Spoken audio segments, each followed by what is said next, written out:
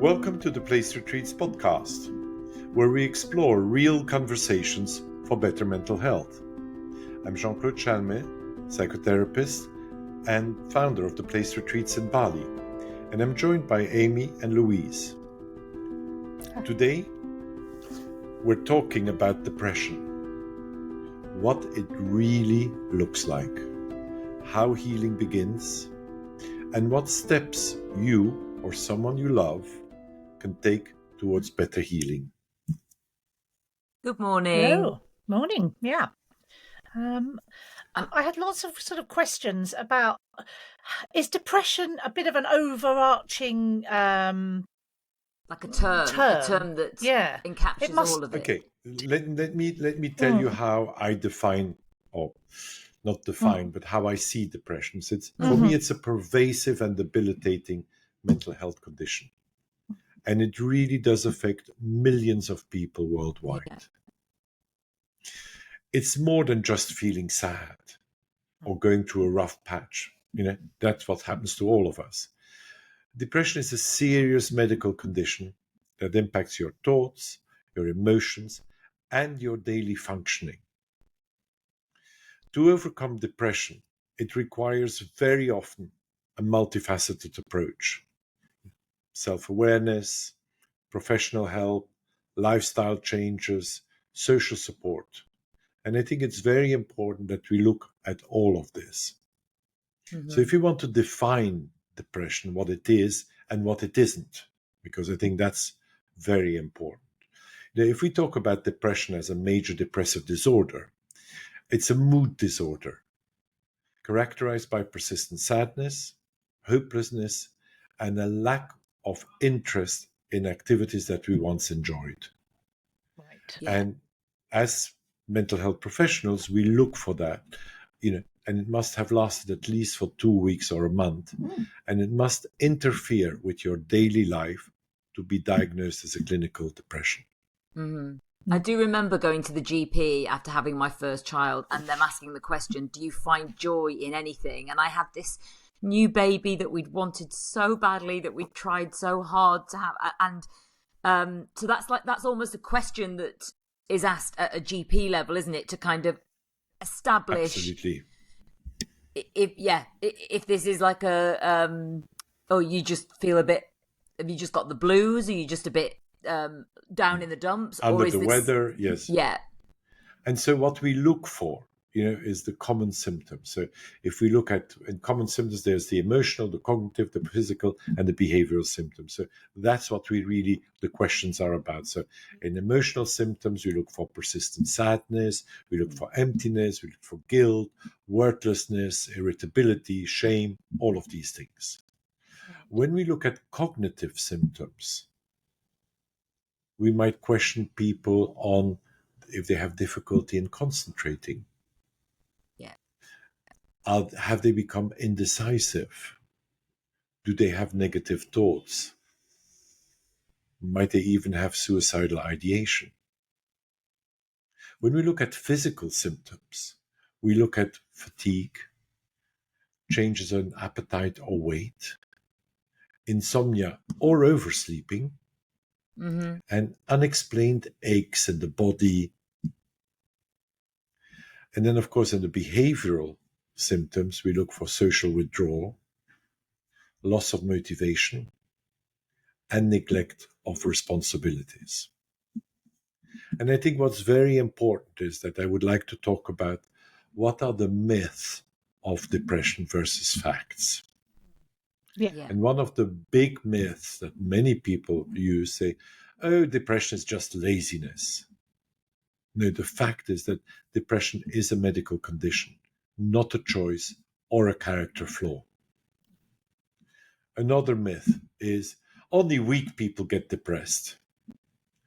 I promise you, depression can affect anyone, regardless of their strength, social status, or success. And a very common one that we hear is, well, can't you just snap out of it? Recovery from depression, it really takes time, it takes effort, and very often professional treatment. Yeah, it's not something you're just going to be able to walk off, is it? No, like not at all. yeah. But I feel like even in my lifetime, and I guess it's a generational thing as well, isn't it? I'm from a sort of northern working class background. Like, we didn't have time to get depressed. I was too busy scrubbing the step or going down chimney or Going down pit, going down pit, Yeah. up chimney. But I guess is it maybe in the East that it's always been understood? It's more of a Western thing that we don't. I think that there a lot has to do with the world of disconnection that we live in. I mean, if we think about it, Winston Churchill had the black dog, so it's Yeah. very well known from then. Yes, that's and true. before, we had when Freud and Jung started their practices, a lot of women were neurotic because they were depressed, and they didn't know what to do with themselves. So, I think that depression has existed always. Mm-hmm. It's just that it's become much more prevalent in today's world because we are overstimulated, we are overworked, we are over everything, and our demands for quality and quantity have increased so much that we get lost in looking after ourselves. And we have to look at what causes and what are the risk factors for depression. I think that depression arises from a combination of biological, psychological, and environmental factors, definitely. And if you take all of these together, so let's say look at the biological factors, genetics can play a big role. Family history can increase susceptibility. Brain chemistry, imbalances in the neurotransmitters, serotonin, dopamine, norepinephrine. And then we have hormonal changes, postpartum depression, menopause, or thyroid issues. That's just on the biological factors. If we then look at the psychological factors, trauma or abuse, childhood trauma, PTSD, complex PTSD, negative thought patterns, chronic pessimism, low self-esteem, mood disorders. Environmental factors, chronic stress, work pressure, financial struggles, loss or grief, death of a loved one, divorce, job loss, redundancy, social isolation, lack of meaningful relationships, people living on their own, having no friends, and just going to the office, in and out, working, and, just being by themselves.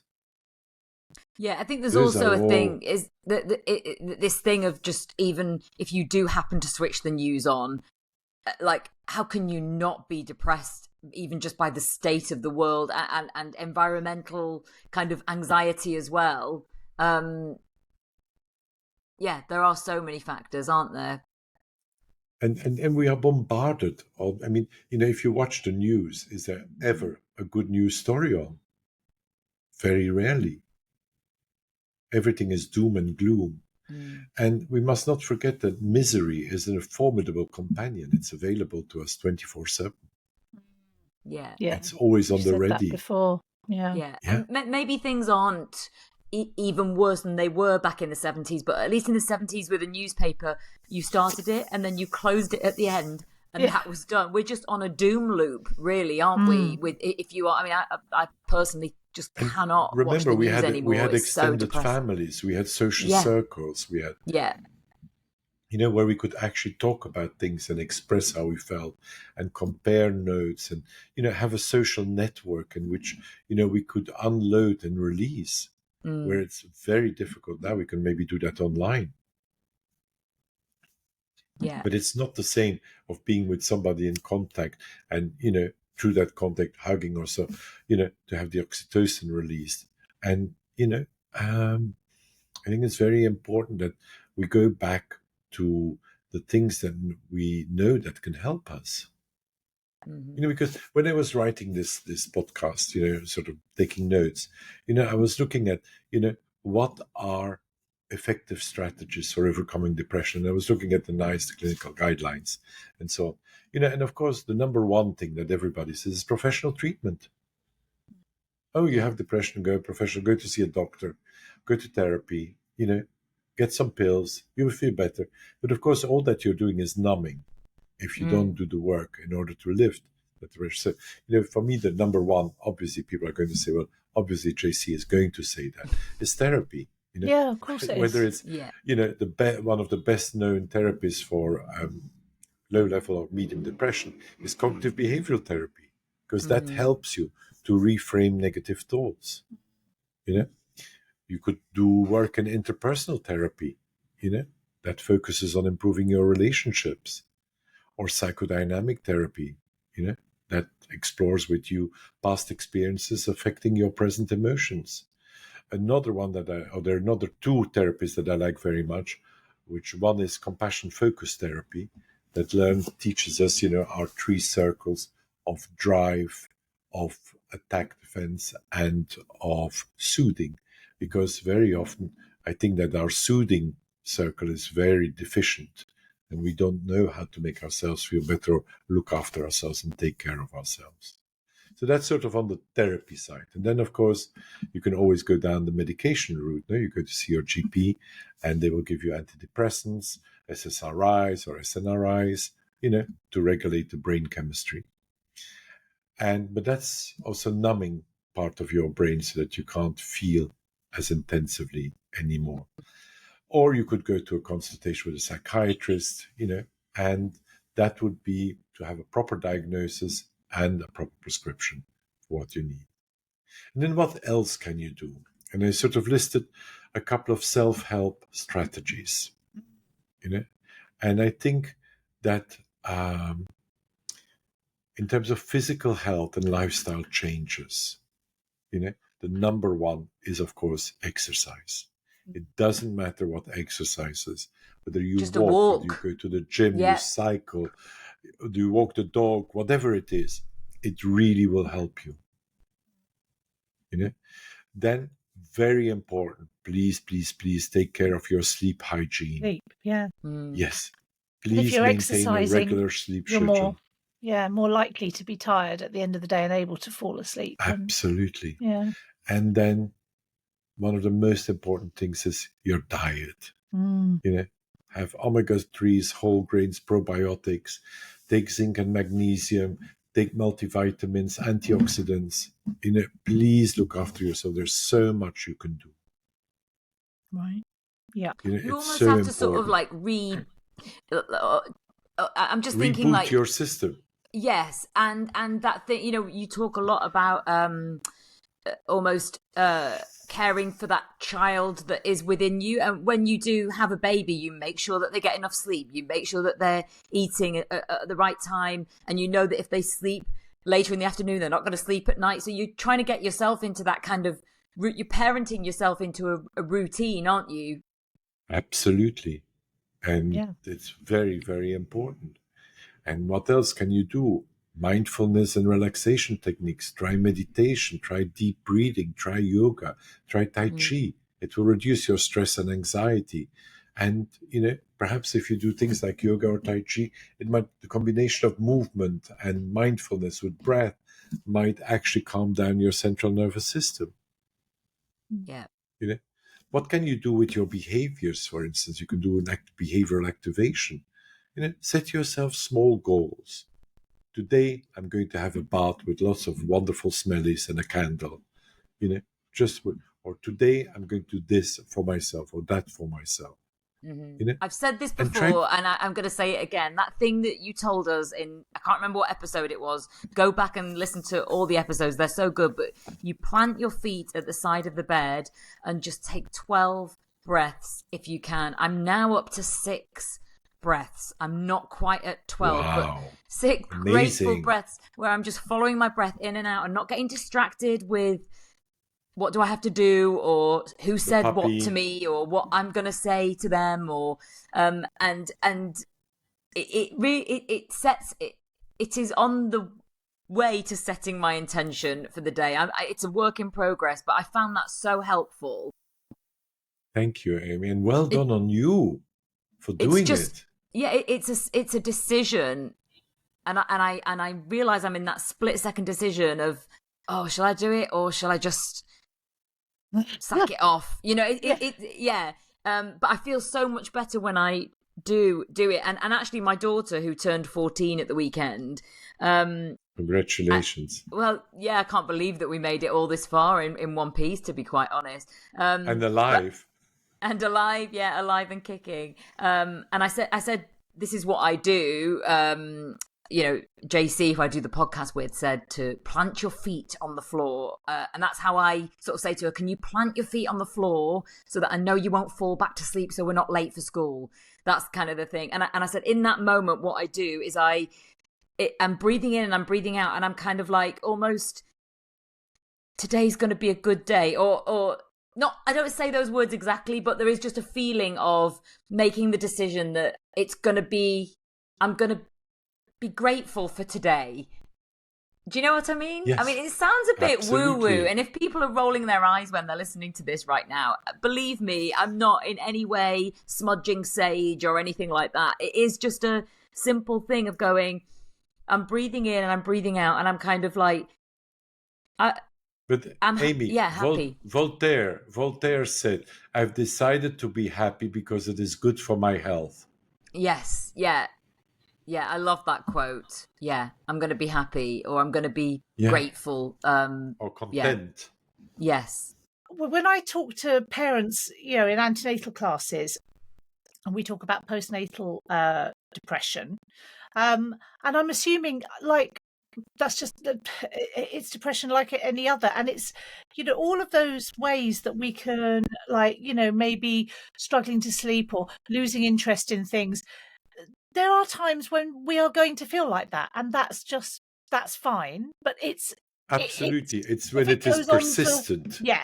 So Yeah. I always say So to parents, we're looking for 2 weeks to a month, yeah, but usually when people go to the doctor, we're ready to sort of 2-3 months down the line. yeah, because they put it off and put it off, and yeah, Absolutely. yeah, okay. Would you say, Louise, out of your, because obviously Louise runs antenatal classes, would you say that at least one or two women in every group of, say, 10, 11? Do you know what I've noticed is that, and also when I was, doulaing, and I would meet parents, like when they were pregnant, quite often with their second child, because I think people think, oh, why would I need a doula? Then they have a baby and go, oh, now I can see I why a need a doula doula. would be helpful. So, I'd sort of come along, and what seems really common to me is that women realise 18 months, 2 years down the line, that they've been suffering from depression and that they've just left it. It's just rumbled unchecked, isn't it? Yeah, yeah.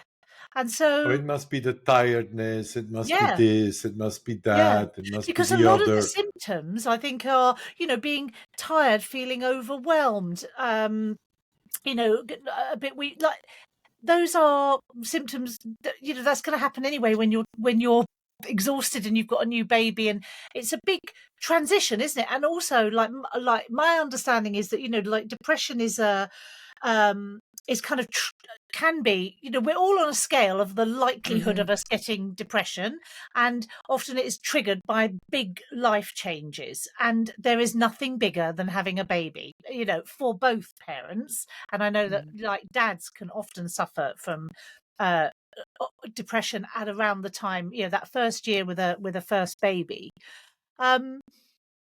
So yeah, but it seems that people kind of ignore it. I mean, and that you must see that all the time, that people Absolutely. And very just, often that people don't know what to do. This is why I was talking about, what is possible when I talked about self-help strategies, physical health and lifestyle changes, mindfulness and relaxation techniques, behavioral activation, set small goals, break yeah, tasks into manageable steps so that you have a little bit of a sense of achievement.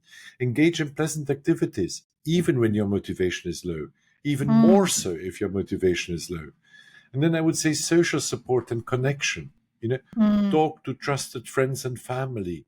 Don't isolate. because that's what a lot of people do. Join support groups. Yes, it might feel unfamiliar. Yes, it might feel difficult. Yes, it might be that you don't want to share in public. What is it? But I promise you that shared experiences will reduce the stigma. But And I then, think there's a real, so here, well, there aren't that many support groups that, there's not for, like, for example, new mums, like, they can go along to a baby and toddler group, but everyone there is posting pictures of themselves on Instagram looking beautiful and happy, and and if you're not, then, well, what's the matter with you? You've just had a baby, you ungrateful bitch. That's the kind of, it's yeah. not acceptable to have a new baby and then feel, What do you mean you're a CEO of a company and you have a salary and telephone numbers? How can you be depressed, for God's sake? What's wrong with you? yeah. Oh my God, you're so ungrateful. If only I had what you had, I would never be unhappy or depressed. But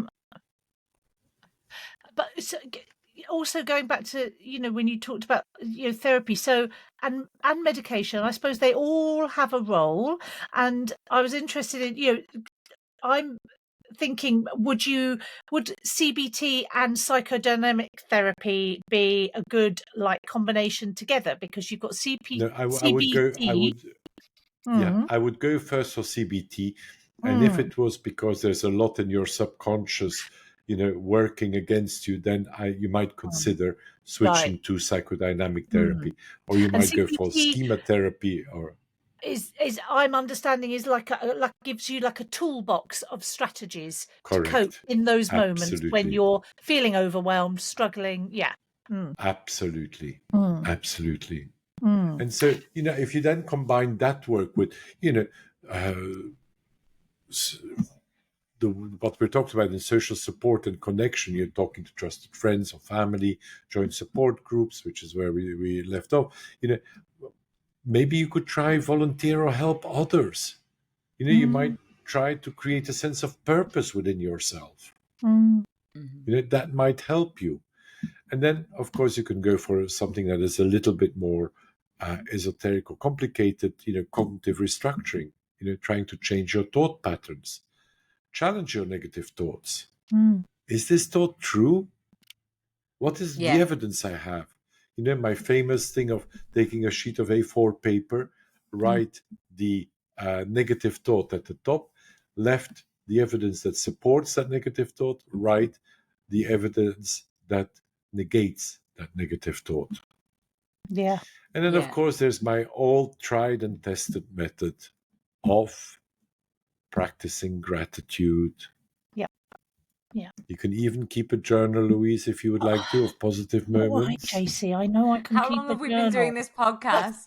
And the first episode, Louise is like, I'm going to get a nice book. Fuck off, JC. Does it help if you're even just thinking about being grateful? Absolutely, Yeah, right? Louise. Absolutely, Louise. Don't worry about it. Just think.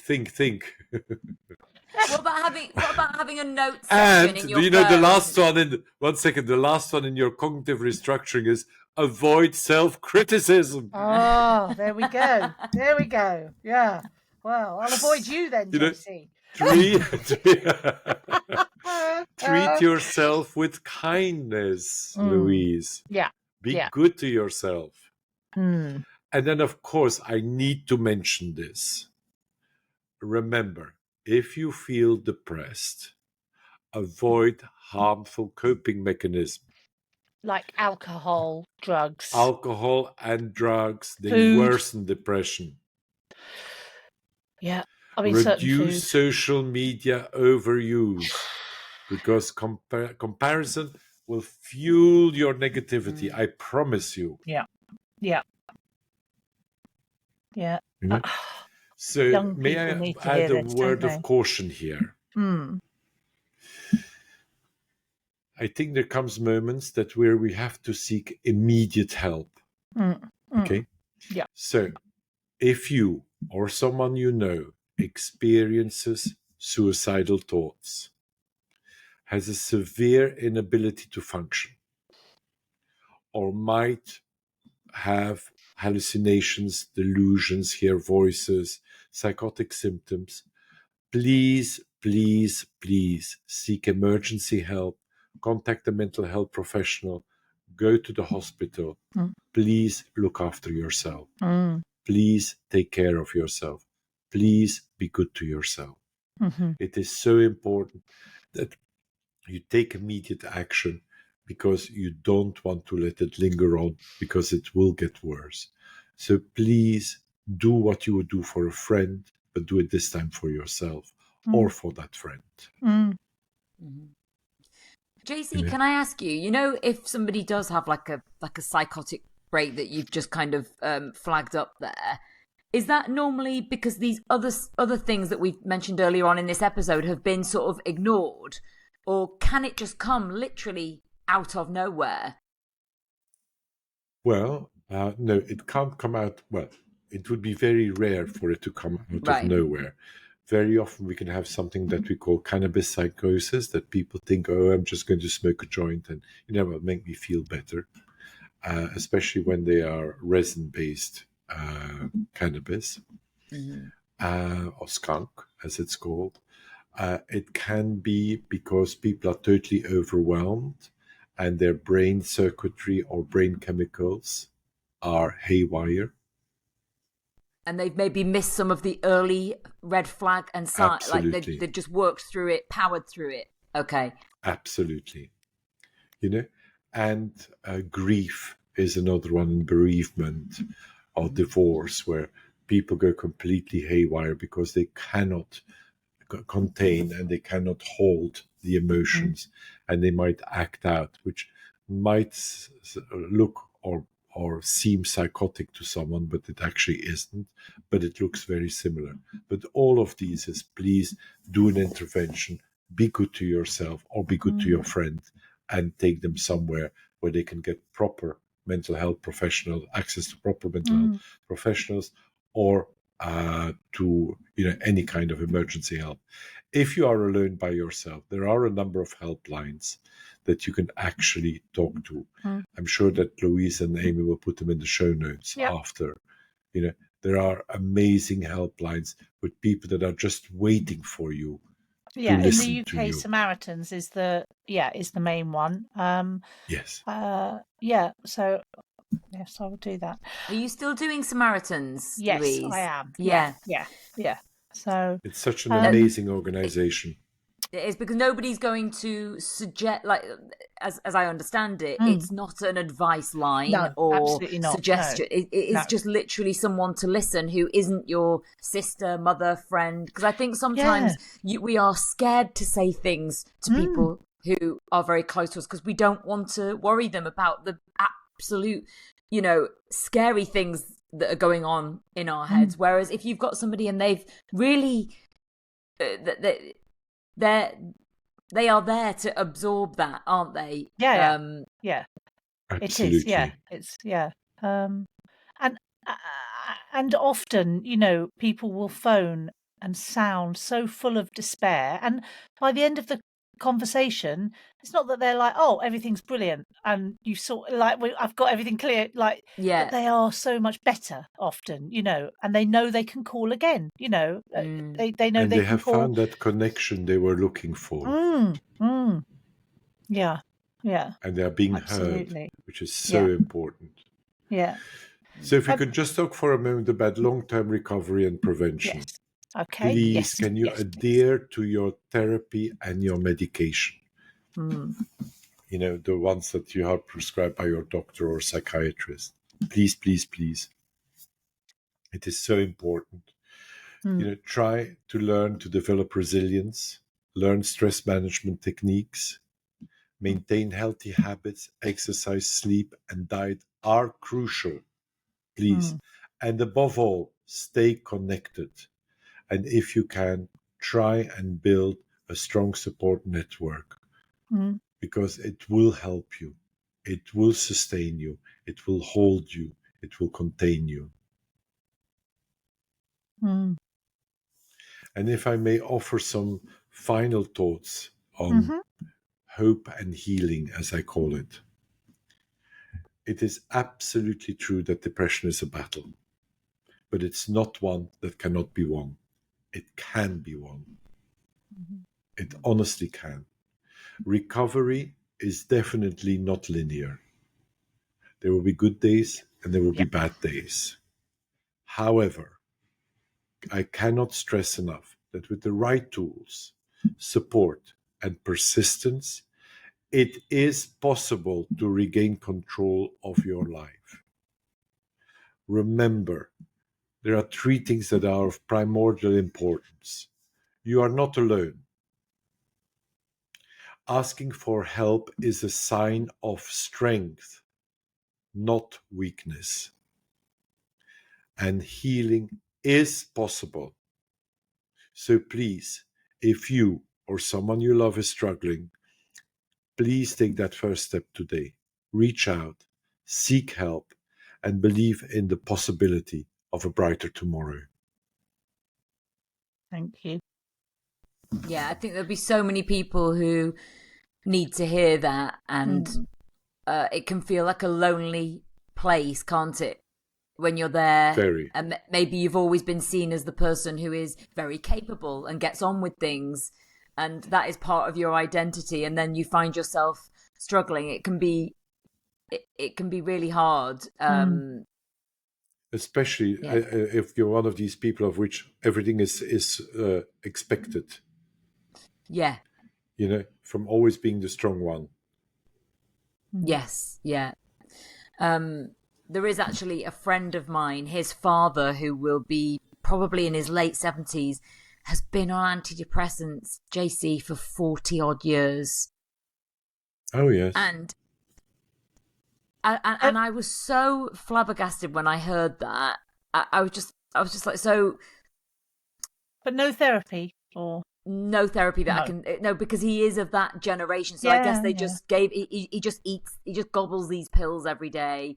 But as he was saying to me, oh yeah, my dad's not too well at the moment. He's had he's struggling at the moment, and I thought so antidepressants can only do so much. I guess there is a point where you're whatever those issues are going to come rumbling through the antidepressants, aren't they? Because if they've not been processed... Not only that, if somebody is prescribed 40 years of antidepressants, why hasn't been something else tried?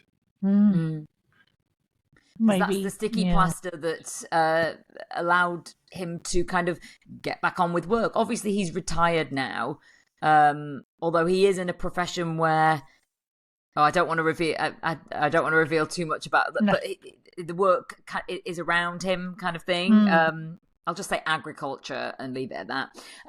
But it was just interesting to me that